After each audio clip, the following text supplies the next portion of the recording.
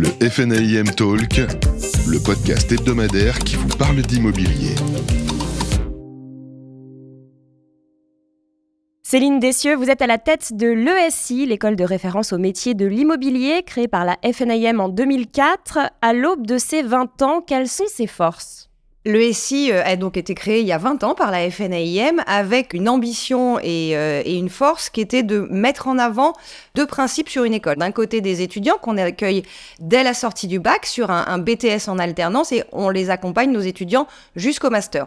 On les forme au métier d'agent immobilier, mais on les forme aussi sur des métiers qui vont être des métiers de la promotion immobilière, des métiers d'expertise, des métiers de juristes en immobilier, de grandes entreprises. Donc le but, c'est de les rendre agiles, capables de répondre aux différentes évolutions de leur métier et d'avoir un savoir-faire et un savoir-être qui fait d'eux les professionnels de demain. De l'autre côté, bien évidemment, nous accompagnons les professionnels de l'immobilier tout au long de leur parcours avec de la formation continue. Nous avons un corps professoral de 80 formateurs qui nous permettent d'être au cœur du terrain et au milieu du terrain et de les former et de faire d'eux des experts capables de répondre aux besoins de leur clientèle sur l'ensemble des problématiques et des évolutions du métier.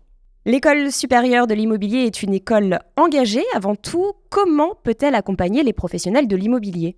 Alors, l'ESI a fait, dès le début de son activité sur la formation continue, le choix d'être au plus proche de ses adhérents, avec une formation en présentiel qu'elle a déployée sur l'ensemble du territoire, avec différents modèles. Elle a en plus su évoluer sur ces modèles, c'est-à-dire qu'au départ, la formation, c'était une journée de formation, le collaborateur allait se former, et puis il faisait régulièrement d'autres formations. On s'est rendu compte à l'ESI qu'au-delà de la formation, il fallait l'échange, et que l'échange était vraiment important. On a donc créé des modèles type université de la formation ou journée de la formation, qui nous permettent de réunir une dizaine de formateurs en même temps et d'avoir 300 adhérents qui vont se réunir ensemble et qui vont pouvoir non seulement se former, mais échanger sur leurs problématiques et sur leur métier. On est toujours à l'écoute de ce que souhaitent nos adhérents et nos non-adhérents pour se former.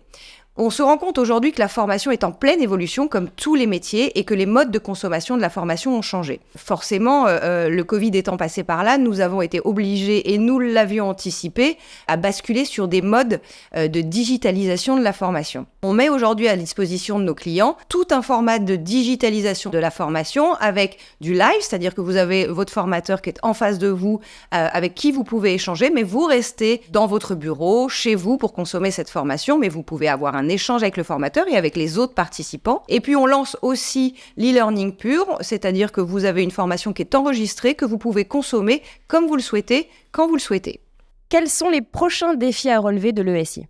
L'ESI a toujours été extrêmement engagé à travers la FNAIM sur la rénovation énergétique. C'est un enjeu majeur de la profession et depuis maintenant plusieurs années, l'ESI propose des formations gratuites aux syndics de copropriété pour se former aux enjeux de demain et aux gestions stratégiques de la rénovation énergétique des copropriétés. Où pouvons-nous retrouver l'ensemble de l'offre de l'ESI ? Sur le site internet de l'ESI, www.groupe-esi.fr, toutes nos offres sont à disposition. Chaque adhérent ou non-adhérent peut se connecter directement avec son compte et commander en ligne ses formations.